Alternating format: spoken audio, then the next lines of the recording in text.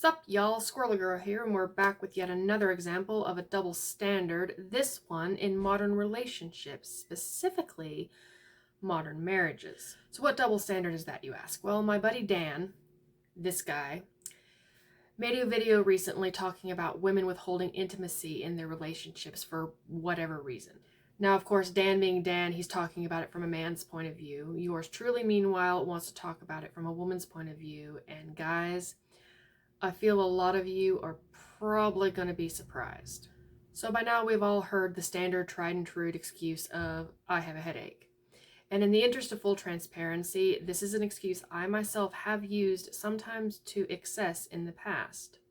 And to be clear, we're not talking about legitimate cases of I have a headache.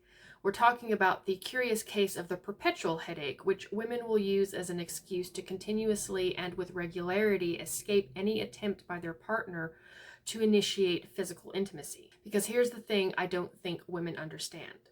For us, physical intimacy and emotional intimacy are more than often than not two separate things.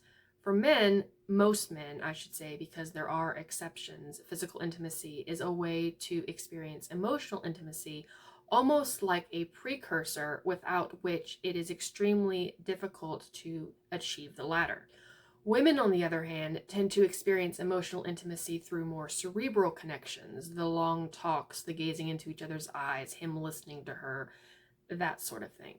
That's how women experience emotional intimacy, and I know many women, myself included, who are guilty of projecting our way of experiencing something onto our men as though they themselves experience things in the exact same way.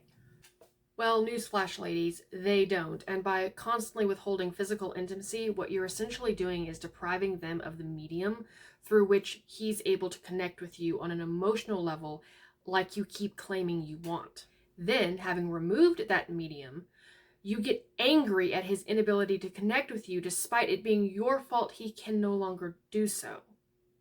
Now, I can already hear the argument, and let me just say, I am not saying that as a woman you need to give up sovereignty of your body to your man's physical needs, like on demand.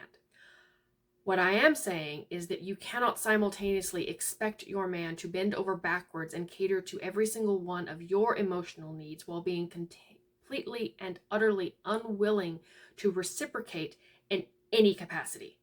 Emotional intimacy is the bare minimum requirement for a romantic relationship, and I see so many women, both in real life and online, complaining about how their male partner is only doing the bare minimum, while they themselves aren't even willing to do that.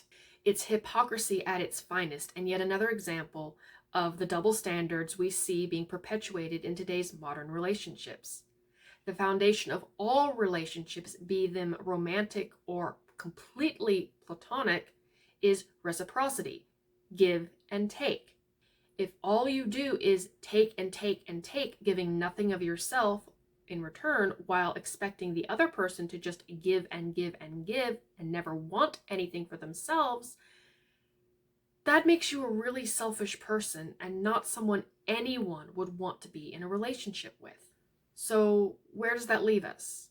Well, for guys, it leaves them in the exact same spot they started out in. But for us women, I hope it leaves you a little more aware of what some of y'all are doing to the men you claim to care about.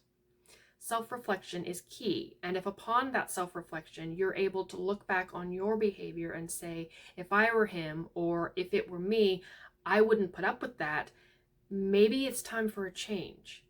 It's called the golden rule for a reason. Do unto others as you would have others do unto you. So unless you're prepared for your man to adopt the curious case of the perpetual headache every time you want to talk to him or initiate any kind of emotional intimacy with him, I suggest you stop using that excuse with him every time he tries to do the same.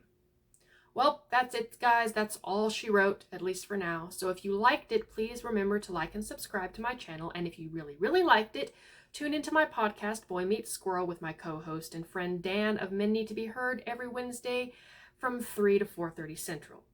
Bye, y'all.